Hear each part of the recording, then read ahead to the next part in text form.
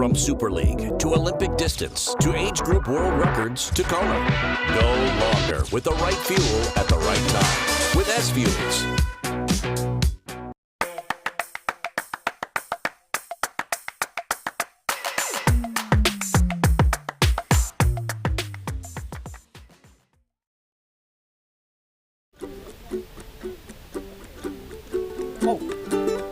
It's Aloha Hump Day, gonna swim and bike day, woo!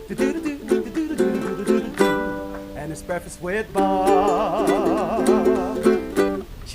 Thank you, Poncho Man. Round of applause for our man, Poncho Man.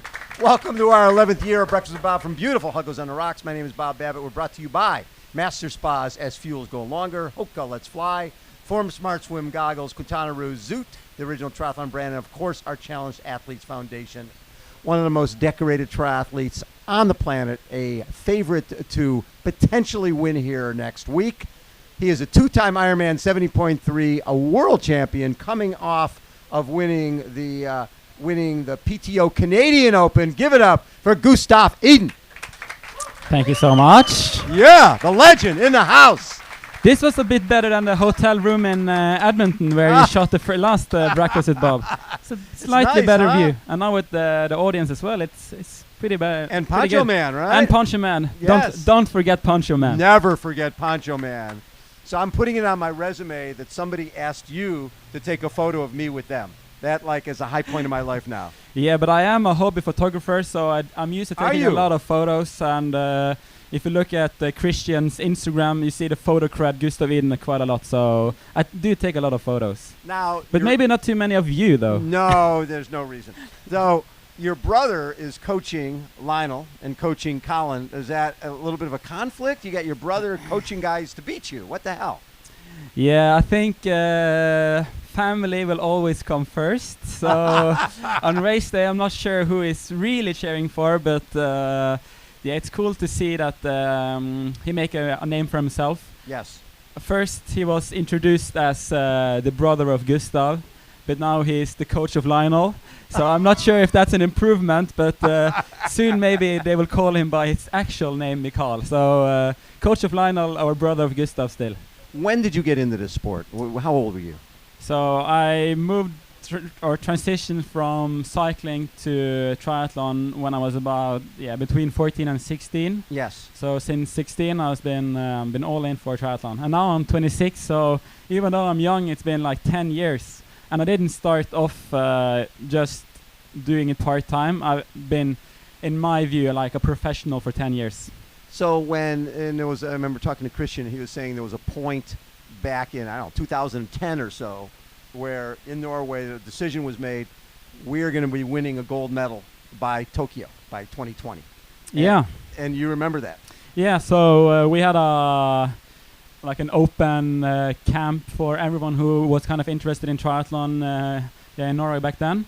And I was invited because I was a pretty good cyclist and I love to run. So I was invited to this open gathering in Oslo, and they took out the national team based on that camp.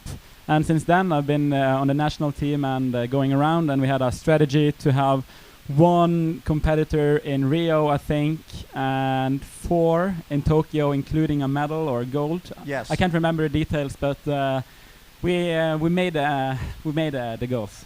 And I remember talking to Christian, and he said, and we talked to him at Nice, and he was saying that, I was saying, wow, you took, I think, 7th in Rio, something like that. So you got 7th at the Olympics. That's really good. He goes, if you're from Norway and you don't win a medal and you don't win a gold medal, no one cares, because in winter sports, you guys dominate everything. True? Yeah, that's true. So it's, for the Olympics, it's kind of like all or nothing in terms of maybe not winning, but at least a medal. If 4th or worse, it's basically nothing. And I came 8th at the Olympics. It was my first one in Tokyo, and it's not a result that I am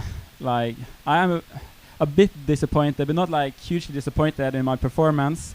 But it's nothing I really cherish either. So even though you're 8th at the biggest event you can do in your sport, no offense to Ironman Hawaii, but the Olympic Games, it's still way bigger. It's bigger. So Yeah, I will have to come back and improve on the 8th. So place. you Christian wins. You get 8th. Casper gets 11th. Yeah, so from a little town of Bergen. Yeah, as a team performance, it was pretty crazy. Yeah. So we did a lot of things right going into that event, including the heat prep, which we take. We cherish now when we come to Hawaii because we know a lot about the heat. We know how to prep to the heat, and I think that's one of the reasons we performed so well in Tokyo, because we did the heat training right. And coming here to Hawaii, it's some knowledge we use here. What did you learn from the heat training that helped so much, or is that a double secret? Yeah, we have some insights we're not ready to publish quite yet, but acclimatization helps, to put it like that. Yeah.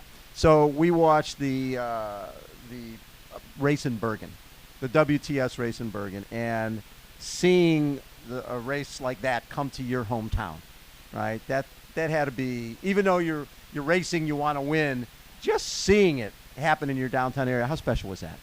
Yeah, so I've not been home at all basically this year. So I had 1 week at home, and I had to prepare for this big race. And racing at hometown, it's something really special. But I didn't understand how much media and stuff going into it as well. So the 1 week I had at home, I couldn't relax at all. I was looking forward to chilling a bit on the couch, watching some TV, but no, it was newspapers, and everyone wanted a piece of me, so I couldn't really relax going into the race. But it was a good thing because we really make that race special, and I think everyone in Bergen knew what was going on, so everyone basically came down to our harbor and watched us race. So in the little downtown we have, I think we had 20,000 spectators watching the race, which was crazy, and everyone shouting my name because it was an upside and a downside being in the second pack, while Christian, Kaspar, and Vetle they went to the first pack. So for the first pack they just shouted "Go Norway!" But since I was the only Norwegian in the second pack, they could actually say my name. So while running through the harbor, they were like "Iden, Iden," and imagine that 10,000 people shouting at the same time. That was pretty spectacular. That is cool. When people look at your career and look at highlight moments, I look at 70.3 World Championship 2019, riding a road bike. Everybody else is on time trial bikes, and you just, you win the race from basically from the front. How impactful was that to your career to win that race? Personally, it was not my first good performance, but publicity-wise and sponsor-wise, yes, it was really a game changer. So before that, I didn't really have any income except for prize money.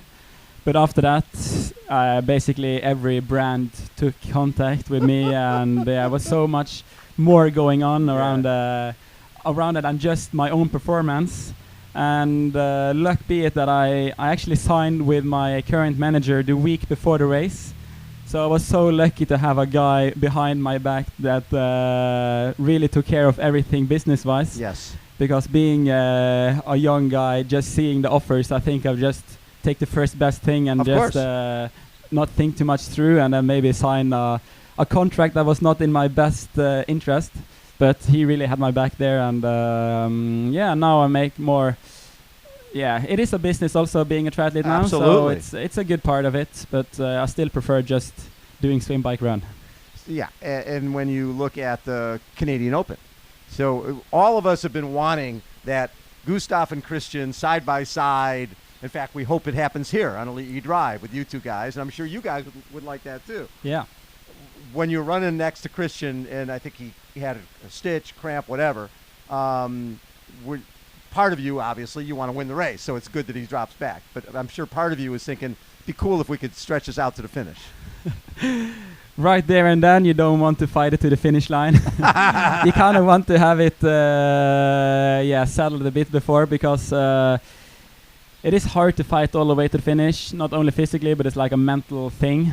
And it turned out to be actually more of a mental challenge for me that race, because I was so sure I had the victory sealed when he had a cramp, and then he did the Rise of the Phoenix thing, and came back from the dead He did. and really hunted me down. And I was watching the time, and I was like calculating, and now it's taking like 30 seconds on the last straight here, because we had two Yes, 180 out degrees back, per round.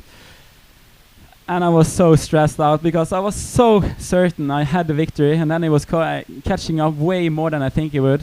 And I lost basically all my nutrition on the bike, so I was feeling empty. I had no more left in the tank.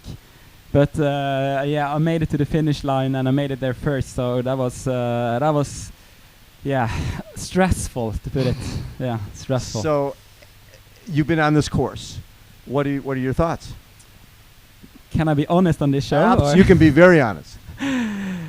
Yeah, I heard so much good things about the iconic Queen K highway, and for me it was a highway.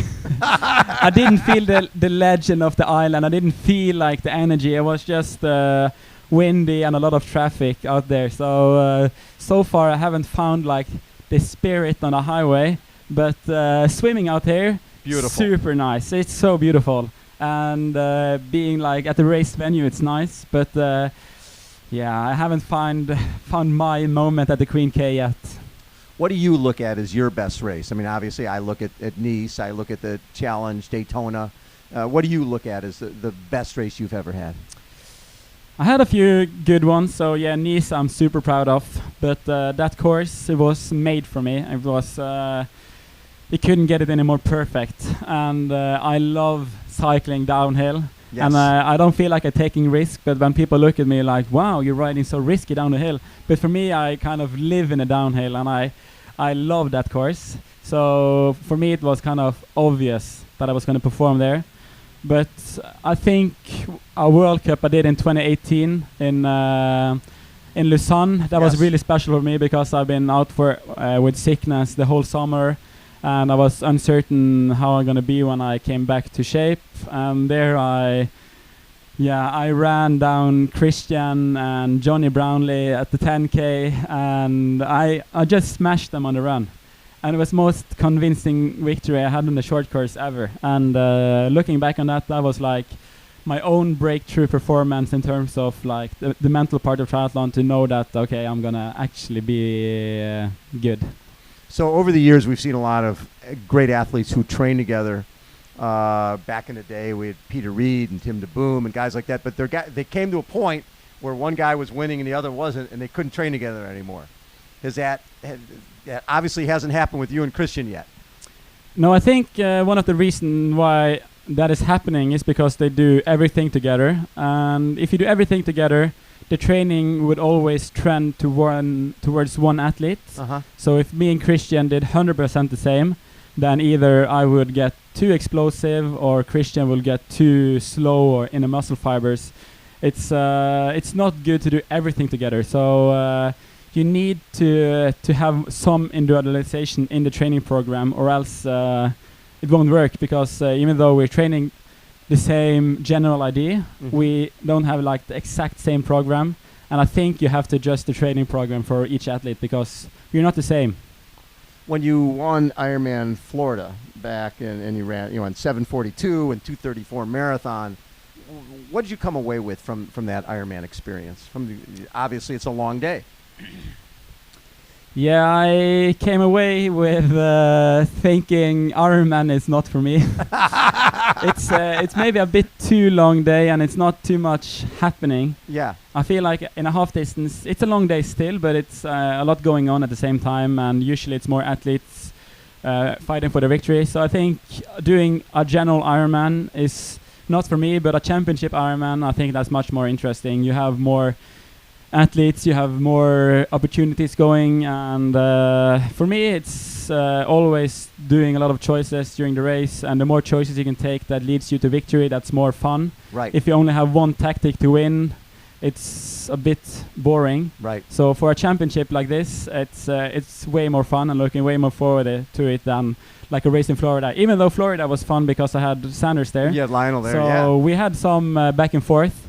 But now with such a deep field, with a lot of potential winners on paper, it's going to be exciting.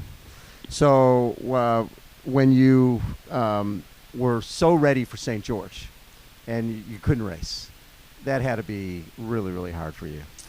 Yeah, so I was sick before I traveled to the US, and I got better, and then I got worse again because the climate there didn't really suit me that well with the extreme dryness. Right. So I got some infection in my Nasal passage. Yeah. So bacteria infection and fever and not feeling good at all. So I kind of knew it in the last few days that I couldn't race, but you always have this hope. You always think that a miracle is going to happen, or you put on a lucky hat and then suddenly you're healed or whatever. But the last day I had a conversation with my doctor back home in Norway, and she said, I'm not going to be the one who gives you the green light. So she didn't say that I can't race, because in the end it's my choice, but she said that if I'm going to race, it's not because she said so. So I think it was the right decision, but it was 100% the right decision, because I couldn't win anyway. I couldn't perform. I would probably be able to finish, but yeah, I am not a finisher in that sense. So it was extremely disappointing, but try not to think too much about it. So when I've interviewed Sam Long and I talked to him about 70.3 worlds and talk about the type of times he had, which were really, really good, but then your time when you go sub 2 hours on the bike and run the way you ran. I mean, when you come away with a race like that, how do you critique it? Because it seemed like from the outside it was a perfect race. Yeah, it's always things you can improve. I don't think we ever had a perfect race in triathlon. It's too much going on and it's too long. So you can always do things better. You can up the carbohydrate intake and maybe run slightly faster. Or so to really have the perfect race, it's going to take a few more decades than the 50-year-old sports we have, I think. So when with the Olympics coming up in 2024, is that the goal? Is to go back to the Olympics? For sure. So we have now Kona in a week's time, and then a few weeks later we have St. George, and then the half Ironman World Championship. That'd be a three-peat for you. Yeah, we'll see. And then the weekend after we have the World Series in Bermuda. And there is where the Olympic campaign starts. Yes. So I'm gonna try to get some points there, and then we have Abu Dhabi 3 weeks later. So the season keeps going. So it's not that Kona's the end of the year for me. I'm still gonna keep going for the end of November. And so you'll be this next year. Then will be more Olympics. Then will you not do any fulls or 70.3s? I will definitely not do any fulls, that I can say pretty certain, but I am excited about the PTO distance, yes, the 100K. Yeah. So I think I will be able to combine that distance with the short course racing. Yes. And also the payday at the PTO events. It's hard to look away from, and it's hard to see Colin Chartier take the victory. No, that was so nice. I'm really proud of him and Mikael for making him win there. But it's the PTO event is such a nice event. So I think I will try to combine some of the PTO events with the short course. As a guy who was struggling financially, when you see, because you were saying before Nice, 70.3 Worlds, you didn't have many sponsors. When you see $100,000, and even if you finish, not that you're thinking about finishing 20th, but it's $5,000 for 20th place. Yeah, it's hard not to do those races. Yeah, so the PTO is doing a great job, and I think it's good for the sport. Totally. And I'm really happy to be a part of the age now where things is getting a bit more professional in our sports. Even though I like the Aloha vibe kind of with Ironman, it's always been for the age groupers and for finishing. But to continue to grow for the sport, we need some real entertainment as well and get into the TV market, I think. Exactly. Hey, Gustav, as always, thank you so much for taking time. It's always such a treat to get to chat with you. Best of luck. What's the goal for here? Isn't it quite obvious? So how far back do you want Christian to be? Or do you want him next to you? That doesn't matter. The time-wise, I don't care. It's all about the victory. then you want another victory here. Yes, of course. Because he got the one in St. George. He can't take 2 in a year. No, he cannot take 2 in a year. Ladies and gentlemen, give it up for Gustav Iden. Poncho Man, take us out. Gonna swim, bike, and run.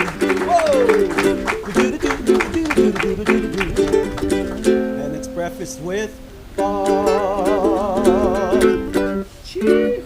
And Poncho Man, everybody.